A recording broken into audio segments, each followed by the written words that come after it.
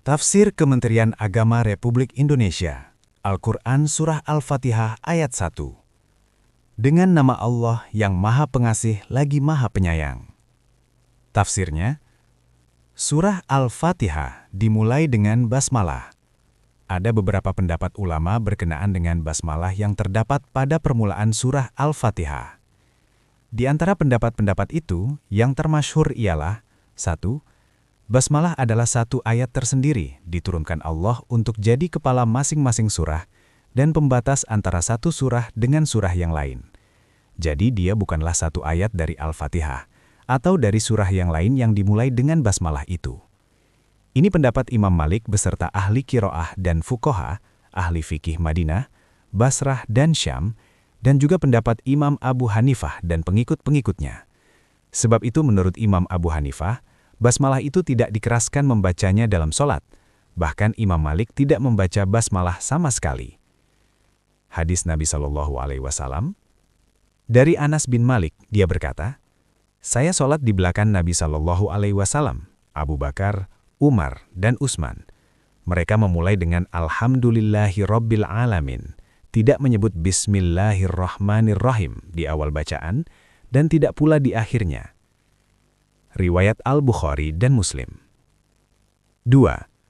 Basmalah adalah salah satu ayat dari Al-Fatihah, dan pada surah An-Naml, surah ke-27 ayat 30, yang dimulai dengan basmalah. Ini adalah pendapat Imam Syafi'i beserta ahli qiraah Mekah dan Kufah. Sebab itu menurut mereka, basmalah itu dibaca dengan suara keras dalam sholat, jahar. Dalil-dalil yang menunjukkan hal itu antara lain, hadis Nabi SAW. Dari Ibnu Abbas, ia berkata, Rasulullah SAW mengeraskan bacaan Bismillahirrahmanirrahim. Riwayat Al-Hakim dalam Al-Mustadrak, dan menurutnya, hadis ini sahih. Dari Ummu Salamah, katanya, Rasulullah SAW berhenti berkali-kali dalam bacaannya.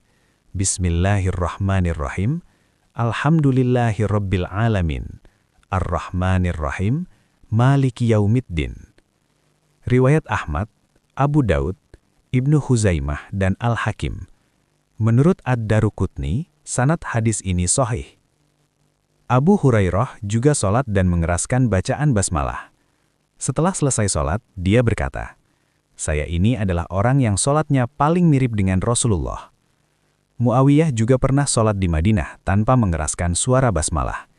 Ia diprotes oleh para sahabat lain yang hadir di situ. Akhirnya, pada sholat berikutnya, Muawiyah mengeraskan bacaan basmalah.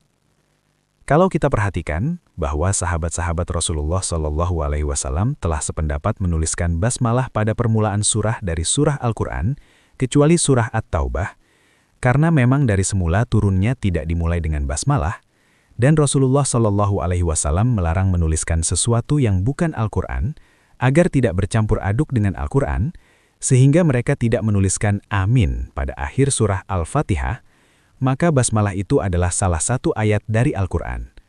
Dengan kata lain, bahwa basmalah-basmalah yang terdapat di dalam Al-Quran adalah ayat-ayat Al-Quran, lepas dari pendapat apakah satu ayat dari Al-Fatihah atau dari surah yang lain yang dimulai dengan basmalah atau tidak. Sebagaimana disebutkan di atas, bahwa surah Al-Fatihah itu terdiri dari 7 ayat. Mereka yang berpendapat bahwa basmalah itu tidak termasuk satu ayat dari Al-Fatihah, memandang adalah salah satu ayat. Dengan demikian, ayat-ayat Al-Fatihah itu tetap 7.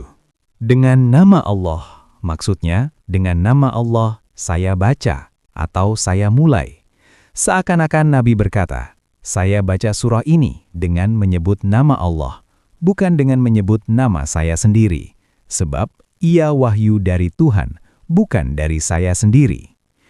Maka basmalah di sini mengandung arti bahwa Al-Quran itu wahyu dari Allah, bukan karangan Muhammad SAW, dan Muhammad itu hanyalah seorang pesuruh Allah yang dapat perintah menyampaikan Al-Quran kepada manusia.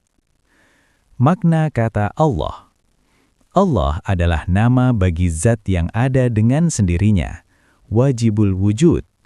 Kata Allah hanya dipakai oleh bangsa Arab kepada Tuhan yang sebenarnya, yang berhak disembah, yang mempunyai sifat-sifat kesempurnaan.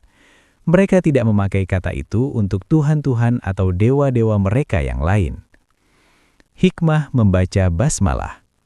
Seorang yang selalu membaca basmalah sebelum melakukan pekerjaan yang penting, berarti ia selalu mengingat Allah pada setiap pekerjaannya. Dengan demikian, ia akan melakukan pekerjaan tersebut dengan selalu memperhatikan norma-norma Allah dan tidak merugikan orang lain. Dampaknya, pekerjaan yang dilakukannya akan berbuah sebagai amalan ukhrawi. Seorang muslim diperintahkan membaca basmalah pada waktu mengerjakan sesuatu yang baik.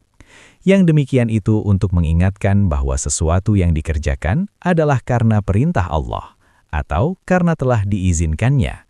Maka, karena Allah, dia mengerjakan pekerjaan itu, dan kepadanya dia meminta pertolongan agar pekerjaan terlaksana dengan baik dan berhasil.